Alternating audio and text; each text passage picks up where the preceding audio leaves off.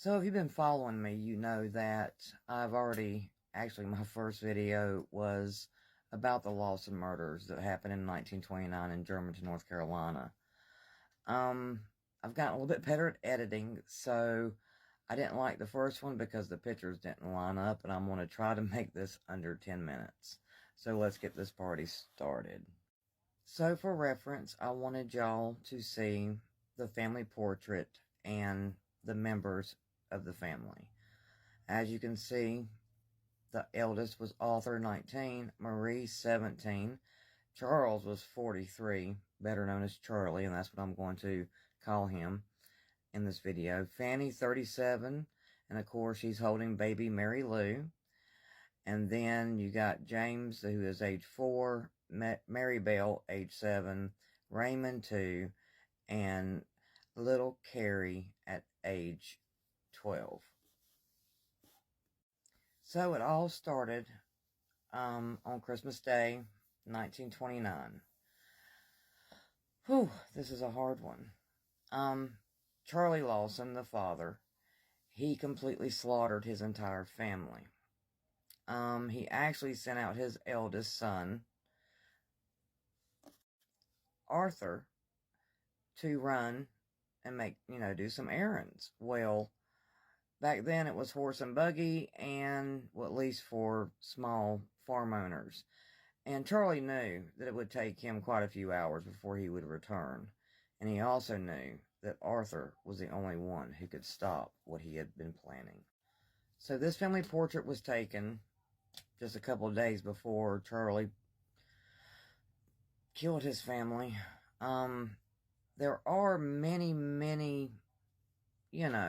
theories, but one that I believe is that he impregnated his eldest daughter at the age of 17. Another sad thing is, if it was or wasn't true, her and her boyfriend were planning to run away, and he was going to say that he was the father. So this is why I think that this may have been why Charlie did what he did. But this is Marie, only at 17. Of course, this is Charles Lawson, aka Charlie. Now, there was another theory that while he was working in the fields, he was using a plow, and it got hung up on a root, and when he pulled back, it hit him in the head. A lot of the, citizens of the town thought that this could have been the reason why he did what he did. Keep in mind, the community saw him as a well-to-do farmer. Him and his family were very respected in the town. No one saw it coming. The first two of his children that he murdered was Carrie and Mary Bell. They had recently spent the night at their uncle's house, which was just a walk away. He waited behind this barn, and as soon as they came and passed it, he shot them both with a shotgun and then dragged their bodies into the tobacco barn. And just for good measure, to make sure that they were deceased, he then bashed them in the head with the butt of the shotgun. He then proceeded to their home, where Fanny was on the porch collecting firewood. He shot her right there. Marie was in the house with the other children, and of course, she heard the shotgun blast, and she screamed. Next thing she knew, the door was coming open, and her dad shot her right there on the spot. The clock on the mantle even stopped because of the boom of the shotgun. After hearing the shotgun, the two young boys, Raymond and James, ran to hide. He found them, of course. Raymond was actually trying to hide under the stove. He shot him, and his body was half in and half under. And then, of course, he found James and did the same thing. And then finally, his 4-month-old, Mary Lou, he bludgeoned her to death in her crib with the butt of the shotgun. When the eldest son, Arthur, returned, the cops were not far behind.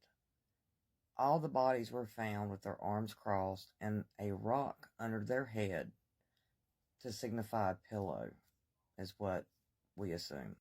Of course, author, the community, the cops were just in utter shock at what they found. And at the time, it had snowed nearly 5 feet.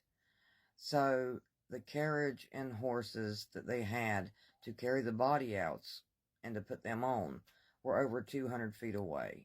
So the officers and author carried each body out and put them on the cart. One officer even broke down while carrying out the little 4-month-old, dropped to his knees, started bawling.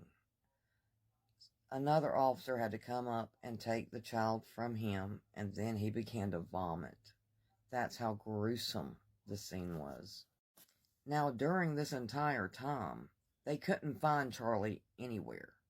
Hours had went by, and finally, they heard a gunshot.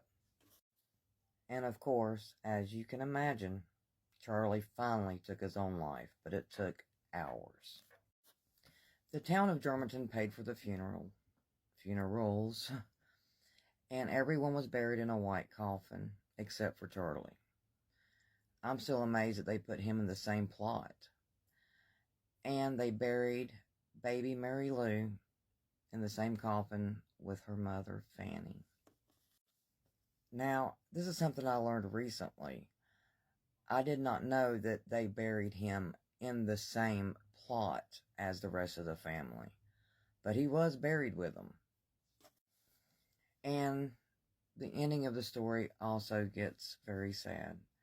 Of course, after the massacre of his family, Arthur here is pictured as age 35. Of course, he couldn't handle it.